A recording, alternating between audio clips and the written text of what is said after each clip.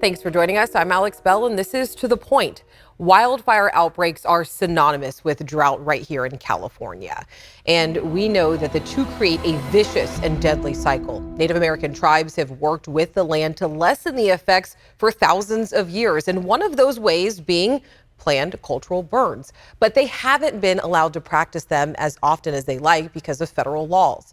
In part 2 of our 2-part series, Tribal Traditions, The Burning Battle, Carly Gomez shows us it's not just homes being lost, but entire ways of life.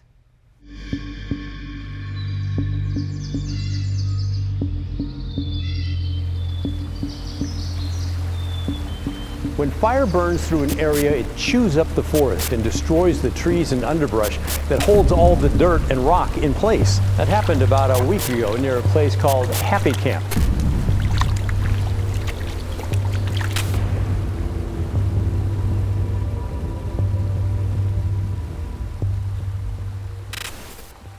The Karuk tribe's Aboriginal land makes up about 1 million acres.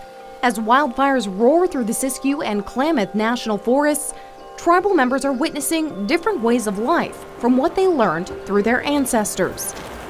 Tribal member Kenneth Brink, also known as Binks, knows this all too well.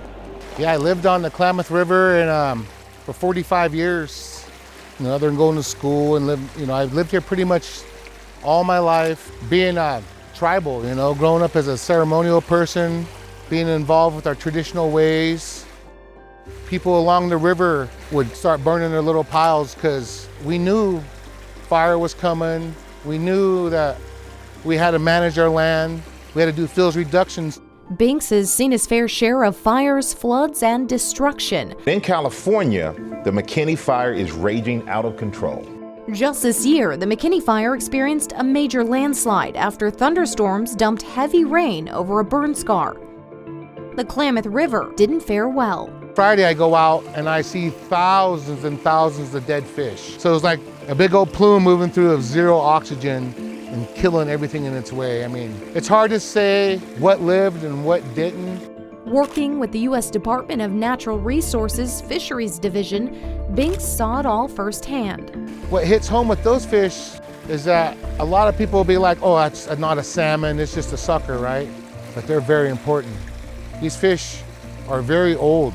They don't mature for like 10 years. So they can't reproduce for a decade. And they get up to be like 20, 30 years old. So they're like our elders of our river. Fish to the Karuk tribe are precious. It was really a combination of fire exclusion and poor forest management. Layer on top of that, the freak weather that comes from global warming, and you get a fish kill.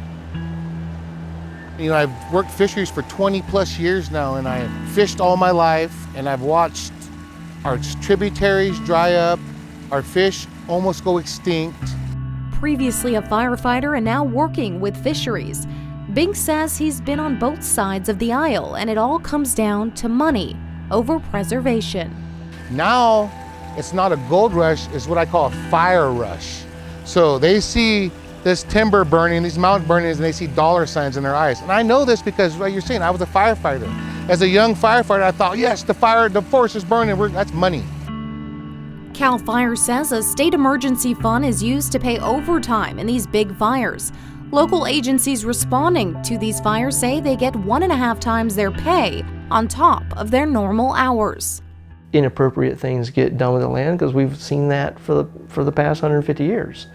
So I really think if we're going to survive global warming and come up with new systems that make this place inhabitable, we're going to have to listen to the wisdom of Native people. But allowing tribal burns takes permission. A lot of times that root causes state and federal law that it made it illegal to do these things, it made it criminal to be an indigenous person managing our landscape. The U.S. Forest Service admits when their agency started in the 1800s, they misunderstood the role fire played on the landscape. They thought that they were protecting the trees. And, forestry is one of those things that it takes a long time to see the mistakes. Stephen Fillmore, a regional fuels operations specialist for the Pacific Southwest region of the U.S. Forest Service, says they're excited for more programs like the National Cohesive Wildland Fire Management Strategy to help with the issue. The plan would work across tribal, federal, state, and local governments as a way to, quote, effectively manage landscapes. We're, of course, as a government agency, we have to have people to manage those contracts, people to do the environmental planning to make sure that, the habitat is in, or archaeological concerns aren't damaged. So it's really an all hands. We just need more of the people to do the work. But right now, it's all just a strategy plan. New programs, laws, and funding can take years. The Karuk tribe needs emergency action now. So they actually criminalized all this stuff, so we go to jail for burning. We go to jail for protecting ourselves. For some communities like Karuk, like their Aboriginal homeland has really been stolen by the United States Forest Service. And so this has a lot of consequences, but one of those is that Karuk people can't find a place to live in their own homelands because over 97% of their homeland is Forest Service land. So, I think federal agencies like the Forest Service are going to have to give land back to tribes so that they can live in their homelands and manage them properly.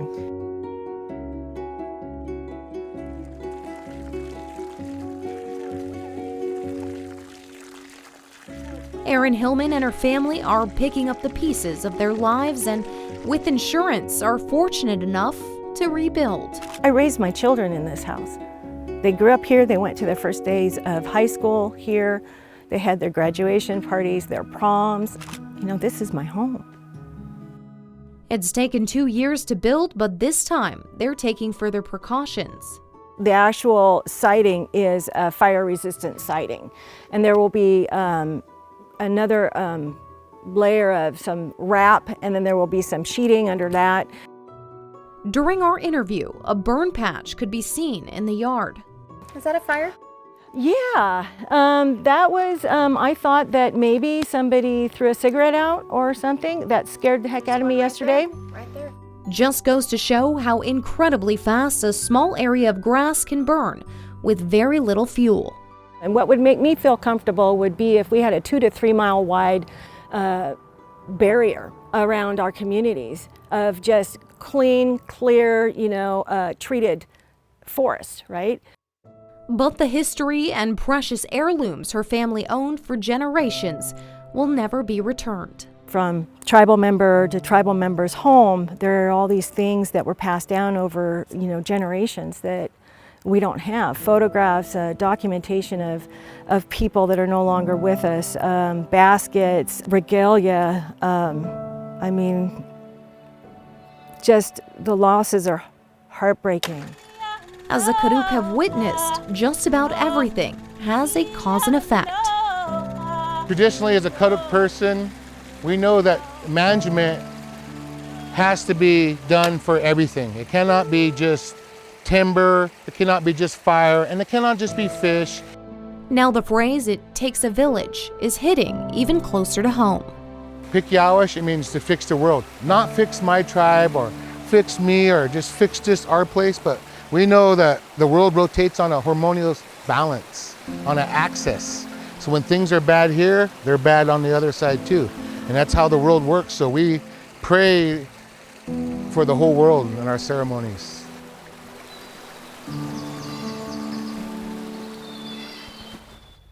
All right, we're going to take a quick break, but stick around because Carly Gomez will be back with us to talk a little bit more about cultural burning.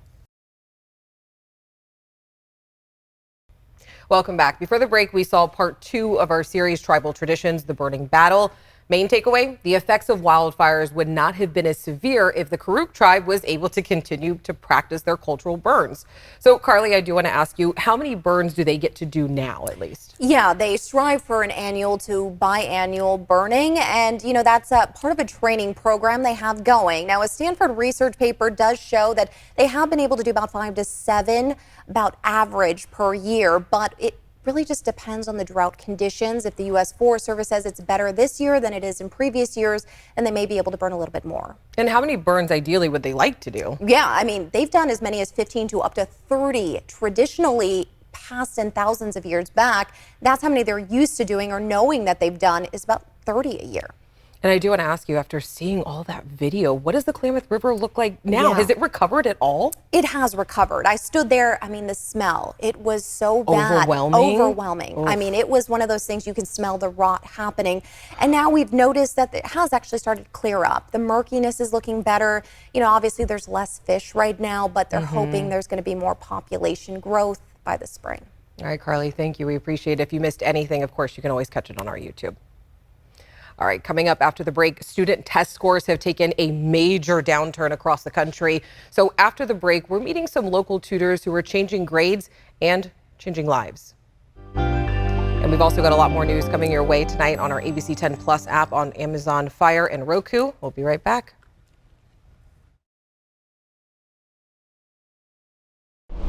Okay, y'all, we are days away from Black Friday and the holiday shopping season, of course, is here. So we want to take time to support small businesses right here in our area. And Culture, with a K, has locations in Midtown Sacramento and Woodland.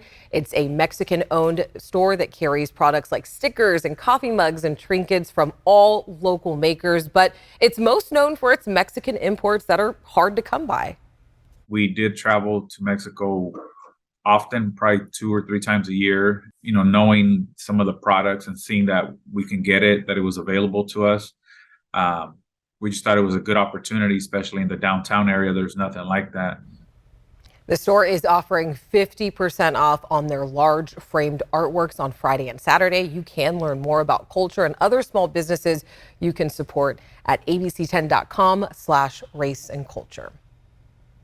And a new report shows what many feared, but also expected. Distance learning hurts student academic progress. And we know this through something called the Nation's Report Card. It tests reading and math skills of 4th and 8th graders in the U.S. And 2022 was the first time the test was given since the pandemic began. And the results are the worst that they've been in about 20 years. But as Becca Habegger shows us, tutoring is making a difference in these students' grades as well as their lives.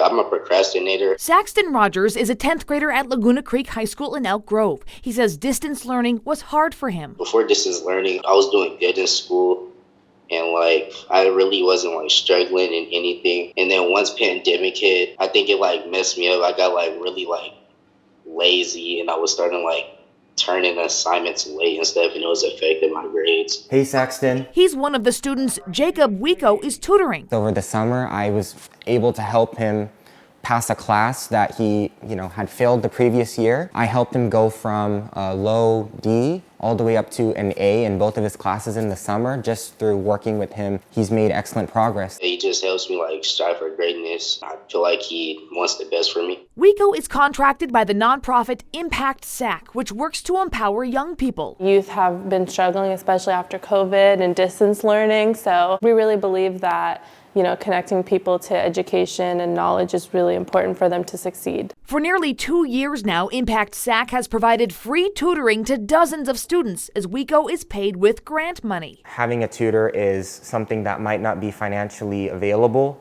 for some of these families, and so having the option to give tutoring free of charge from Impact SAC, I think it is a wonderful idea. And students need help right now. As the Nation's Report Card showed, students across the country, including in California, lost progress in reading and especially in math. U.S. Education Secretary Miguel Cardona called the test results appalling and unacceptable, a reminder of the impact this pandemic had on our learners and the important work we must do now for our students. But the impact wasn't felt equally. A study by Stanford and Harvard found students in high-poverty schools lost more academic progress than students in low-poverty schools. Some of the youth that we work with don't have as many resources as other people do, so to us it is really important to really fill that educational gap and that achievement gap and really try to help youth learn in a way that they understand. Last year, when I was actually doing really bad in school, I had a lot of missing assignments. Jeanette Ortega is an 8th grader at Foothill Ranch Middle School in the Twin Rivers Unified School District, where 95% of students last year qualified for free or reduced priced lunch.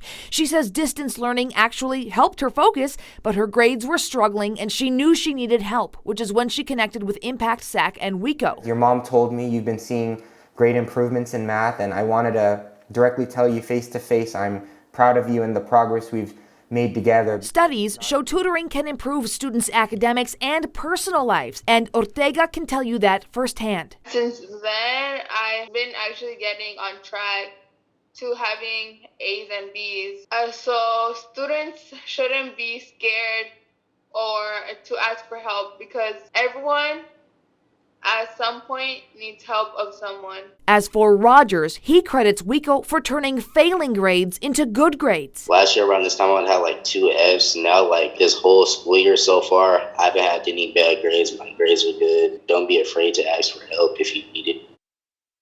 Well, congratulations on turning those grades around. That's an accomplishment. All right, and the nation's report card shows that test results vary district by district and again, often breaking down along socioeconomic lines. All right, let's take a look outside at our Gilmore backyard for our Thanksgiving forecast. Looking at temperatures right now, though, Sacramento at 53, Modesto 51, Marysville off the chart right now. But let's go ahead and take a look at our 10-day forecast here. You can see as we get to the weekend, not too bad, but take a look at Monday and Wednesday. We might see some rain coming into the forecast next week.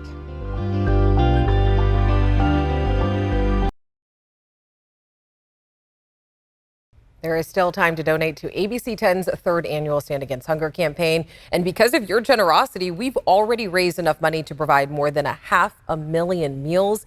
The Stand Against Hunger campaign goes through December 18th. For a list of participating food banks and how you can help, all you have to do is just text the word hunger to 916-321-3310. We will be featuring some of these food banks right here on To The Point tomorrow at 6:30.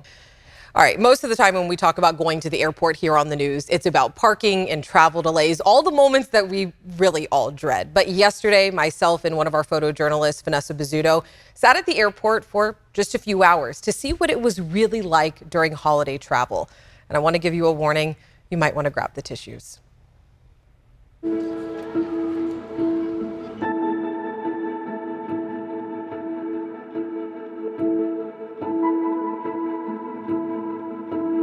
My son, Tyler Williamson, he's actually just graduated tech school. He'll be home for 2 to 3 days and then headed back. And then it'll be another year or so before he's home. He's my only son and he's the best. He's extremely patriotic. He's my little partner in everything I do.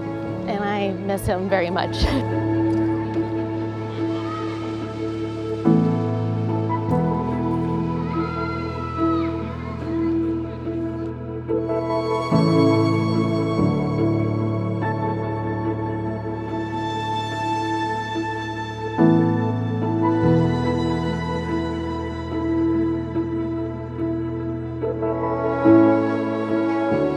I'm so excited. I haven't seen my baby and she's coming back from San Diego State.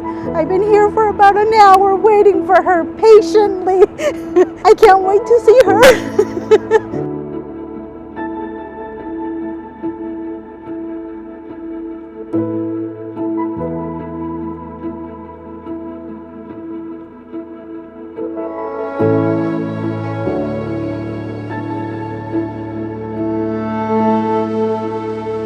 My in-laws, so my husband's parents just came in. He's pretty excited. Hi. Can you smile?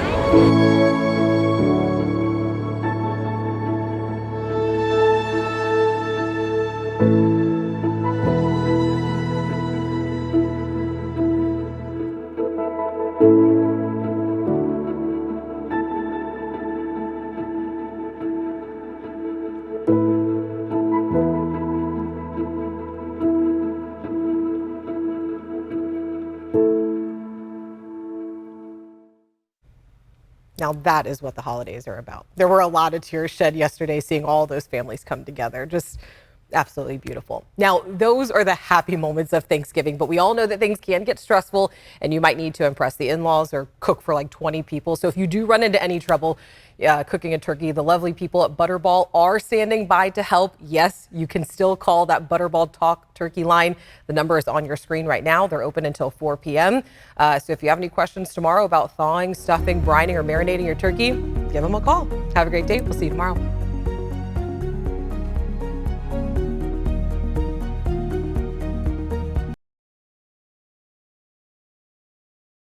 Hey, it's Alex. Just wanted to say thank you so much for watching. I really love hearing from everyone, and I hope that you'll stay in touch.